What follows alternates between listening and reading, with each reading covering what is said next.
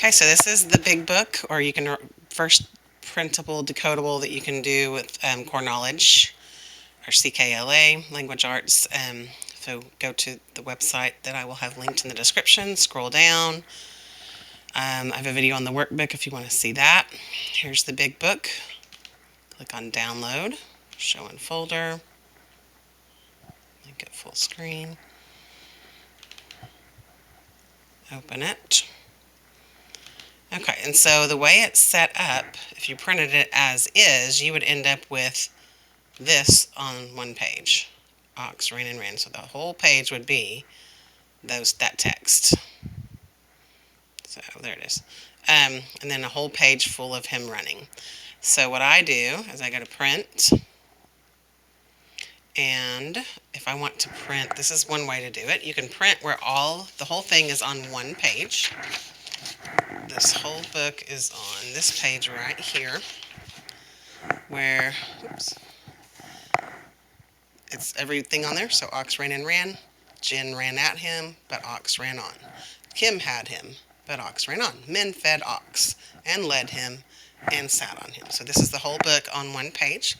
And if you want to do that, you would, if your printer allows this, you would do, first of all, you don't want to print the whole book. If you look, you don't need pages 1, 2, 3, 4, or 5. The text starts on page 6. And so I figured out ahead of time that 6 all the way down to, this is, by the way, page 25 shows you what is in there. But if you just want to print the book, you go pages 6 through 21. So custom, what pages I want to do, and I want to do 6 through 21. Now right now, again, it's full page, so I'm going to, per thing, that's a whole full page. So I'm going to go to more settings on my computer. How many sheets do I want on one page? If I go to 16, it has the entire book on one page. So that's how I got it to look like this.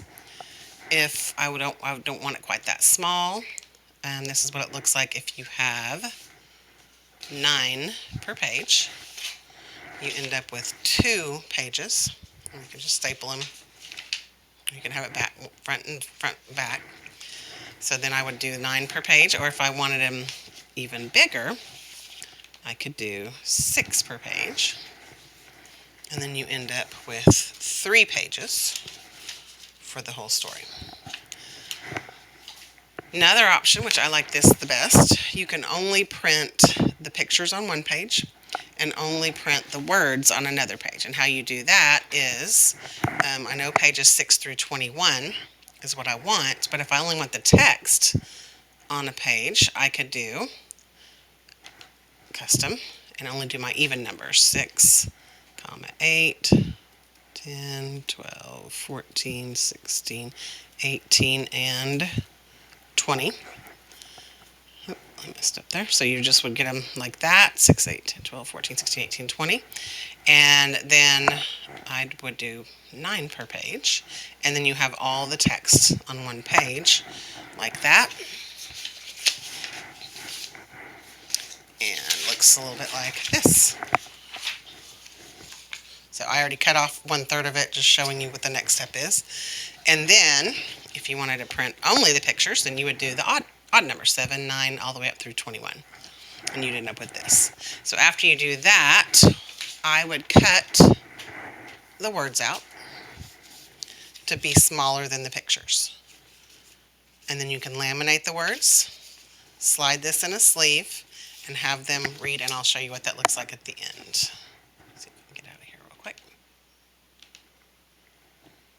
Pause it and be right back. So the easiest way I found, I don't have a paper cutter at home, is I just found this size Post-it note worked perfectly well. And I'm not like a perfectionist by any means. Wish I were a little bit more, but I would just eyeball it, top and the bottom, like so. And then I'm going to cut all the way across. I feel like I do a pretty good job of staying straight using that. And this may probably be stressing some of you guys out, and I apologize if that is the case. You probably have a better way. It's also just teeny tiny little numbers here. Maybe go right into the numbers might help you with that. Again, eyeballing it from that Post-it note size and cut all the way across. Then use the Post-it note again. I kind of did my border on that side. I try to center this text. And obviously didn't cut it super straight. It's okay though. It's all good. And just kind of get a rough idea of where to cut. Move it over, do the same thing. And I mean, again, I feel like it came out pretty straight. You can do it your own way, but they came out looking a lot like these. And I'll come and show you what it looks like when it's all done. So before I laminated them, this is just eyeballing it with the Post-it note, and they're pretty uniform in size. So I'll let you know, don't stress too much if you don't like eyeballing it that much. Okay, so now I have the pictures that I printed separately in the plastic sleeve. I've laminated the words, and I would have I have small groups, so I would give each of the kiddos in my small group one of these to practice reading. First kiddo comes up to me, reads this aloud, and sat on him, and then has to find the picture and sat on him. The next kiddo reads theirs. Jen ran at him. I can look and remind them who Jen is. And the third, and I've also given my first student another one to be reading. And now I've given my second student another one to be reading and practicing before they come to me. Third kiddo comes up, says, "But ox ran on." Could be this one or this one, doesn't matter. May not match the book perfectly, but the idea is there. And led him. Well, here she's leading him. Men fed ox. Kim had him. Ox ran on and on. Oops, that's actually the first one. Ox ran on and on. But ox ran on. So when you're done and you have it all put back together, you can have them read it. Ox ran and ran. Jen ran at him. But ox ran on.